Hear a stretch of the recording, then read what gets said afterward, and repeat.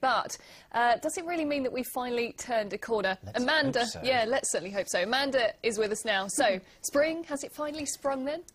Well, I can tell you, I cannot wait to see all of those beautiful colours and flowers popping up, but I'm afraid spring hasn't sprung just yet. In fact, we have got some rather wintry conditions heading our way tomorrow.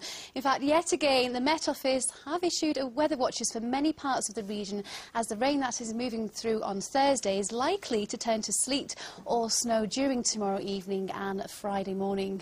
And that could cause some disruptions if you're out and about on the roads.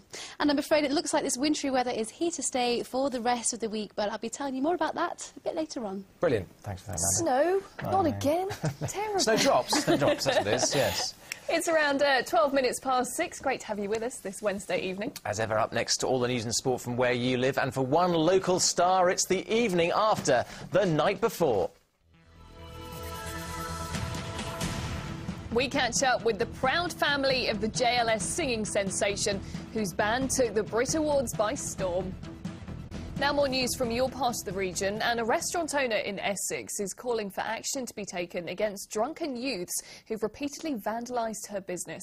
Lisa Allegan runs a restaurant and bar in Clacton-on-Sea. She's just had one of her windows smashed for the 5th time and says that she can't afford to keep replacing it as her insurance doesn't cover glass. She's blaming the vandalism on the availability of cheap alcohol. I've just had enough now. I'm just trying to run a business in a tough time. And it's hard enough, and now I've obviously got to fork out and paying for this. Tourists won't want to come here and look at this. Locals don't want to see it. So yeah, a lot needs to be done. An 80-year-old man from Essex with a terminal disease that's left him immobile and with swallowing difficulties has finally won funding to be cared for at home. Health bosses originally ruled that Brian Stroud from Holland-on-Sea was not ill enough to qualify.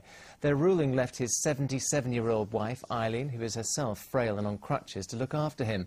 The couple paid £16,000 for extra care, but have now won their battle for NHS funding. Now, Edwin Knight from Chelmsford is mad about bikes. In fact, he's built 10 in total, but his latest creation is something a little bit different. Yes, he's made it to take part in a charity race, which only takes place once every 10 years. And it's certainly been drawing a lot of attention when he rides it around the parks in the town centre. Lorna Ramsey has more. By day, Edwin Knight gets around in an HGV. He's been a lorry driver for 16 years. But in his spare time, he likes to ride around Central Park in Chelmsford on something rather more traditional. He built this from scratch, but that was the easy part. Learning to get on and off was a little more tricky. It took me a great deal of time to get more than just scoot it along. Climbing on was a leap of faith, and then I just had to jump off, and it was terrifying. It's taken Edwin 5 months to build. He had to go as far as Yorkshire to get some of the parts, and it's all in preparation for this. The Knutsford Great Race at Cheshire in September. It takes place just once a decade. This was the last one in 2000.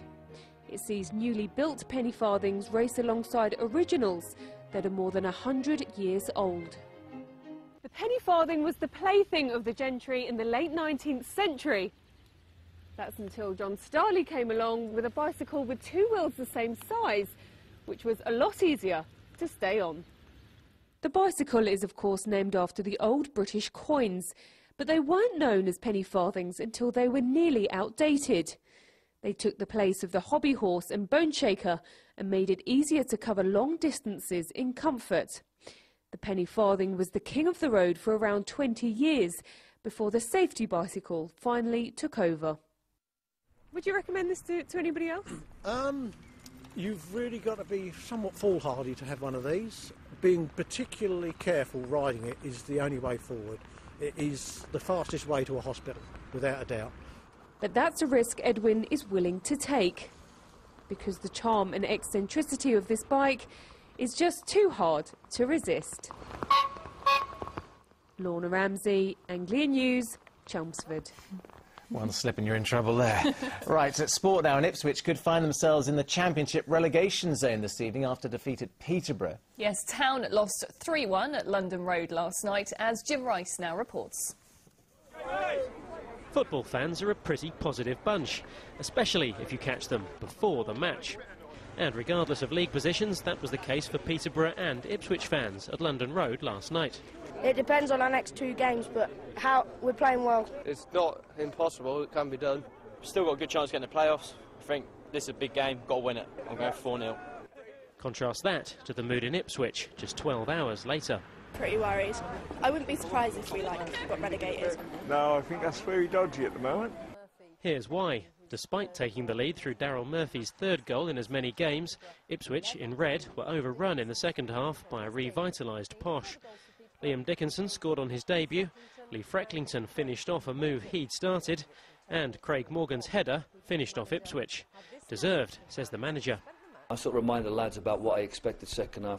They went out, they raised the game, but like I said, the goal was certainly gave them the adrenaline and the energy they needed to push on and get what was a very credible victory in the end. To concede 2 goals from set plays is disappointing, and the players have to take responsibility for that, because we obviously do work on it, believe it or not. From our kick-off to give them the ball within 6-7 seconds is ridiculous, really. And as I said, no excuses. We'd gained good support tonight, and we know we let them down, and we have to bounce back on Saturday, which is another tough game, of course. Here's what it means for the table. Peterborough still adrift at the bottom, 9 points behind Ipswich, who could drop into the relegation zone tonight if Reading beat Crystal Palace. The games come thick and fast from here on in, so fans and players will need to stay positive. Jim Rice, Anglia News.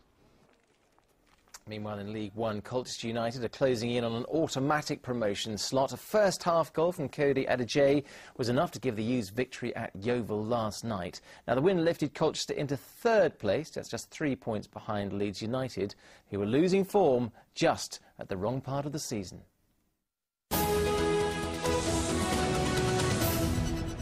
Now, not so long ago, he was a wannabe singer from Peterborough about to go into the X Factor. But 2 years on, Aston Marigold's going down in music history after boy band